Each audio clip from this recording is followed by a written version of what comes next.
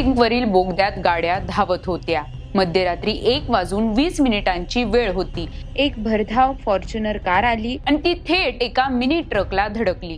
या भीषण अपघातात काँग्रेस पक्षाच्या एका कार्यकर्त्याचा मृत्यू झाला असून 6 जण जखमी झाले आहेत। अशातच या अपघाताचा अंगावर काटा आणणारा व्हिडिओ समोर आला आहे। या संपूर्ण घटनेबाबत या व्हिडिओच्या माध्यमातून जाणून घेऊयात। नमस्कार, मी प्रियांका कुलकर्णी, आपण पाहत आहात लोकसत्ता लाईव्ह।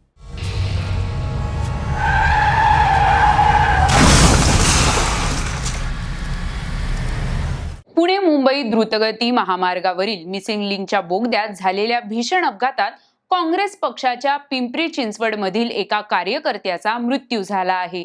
मुंबईच्या दिशेने जाणारी भरधाव कार मिनी ट्रकला धडकल्याने शुक्रवारी हा अपघात झाला। अपघात एवढा भीषण होता की फॉर्च्युनर कारचा चुराडा झाला आहे।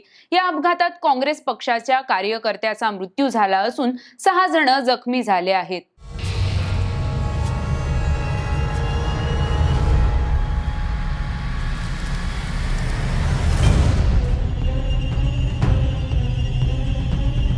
मिसिंग लिंकच्या बोगद्यात झालेल्या या अपघातात 35 वर्षीय तुषार भूमकर यांचा मृत्यू झाला आहे।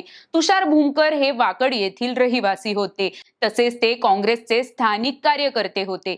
त्यांच्या पत्नी नुकत्याच झालेल्या पालिकेच्या निवडणुकीत काँग्रेस पक्षाच्या उमेदवार होत्या। महामार्ग सुरक्षा गस्ती पथकाचे अधीक्षक शिवाजी पवार यांनी या अपघाताबाबत इंडियन एक्सप्रेसला माहिती देताना सांगितलं की मध्यरात्री सुमारे 1:20 एका कारने ट्रकला मागून धडक दिली। पोलिसांनी कार चालकाला बेदरकारपणे वाहन चालवल्याबद्दल अटक केली आहे। तुषार भूमकर हे चालकाच्या शेजारील सीटवर बसले होते। अपघातानंतर तुषार यांचा जागीच मृत्यू झाला, तर कारमध्ये मागच्या सीटवर असणारे चौघे, कार चालक आणि मिनी टेम्पोतील क्लीनर असे 6 जण या अपघातात गंभीर जखमी झाले आहेत। जखमींना उपचारासाठी रुग्णालयात दाखल करण्यात आले असून त्यांची प्रकृती स्थिर आहे। कार खूप वेगात असल्याने हा अपघात झाल्याचे प्राथमिक दृष्ट्या दिसते। पुढील तपास सुरू आहे, अशी माहिती लोणावळा पोलीस ठाण्याचे पोलीस अधिकारी सचिन पाटील यांनी इंडियन एक्सप्रेसला दिली आहे। मिसिंग लिंकवर झालेल्या या अपघाताचा अंगावर काटा आणणारा व्हिडिओ समोर आला आहे। व्हिडिओमध्ये भरधाव वेगात येणारी फॉर्च्युनर कार दिसत आहे। भरधाव कारने समोर असलेल्या मिनी ट्रकला जोरदार धडक दिली। यामुळे मिनी ट्रक देखील जोरात पुढे ढकलला गेल्याचं दिसत आहे।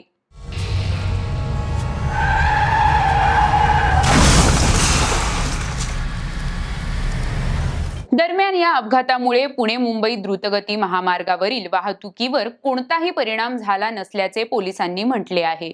राजकीय, कला, क्रीडा आणि इतर क्षेत्रातील बातम्या जाणून घेण्यासाठी लोकसत्ताच्या YouTube चॅनलला सबस्क्राईब करायला विसरू नका। पाहत रहा लोकसत्ता लाईव्ह।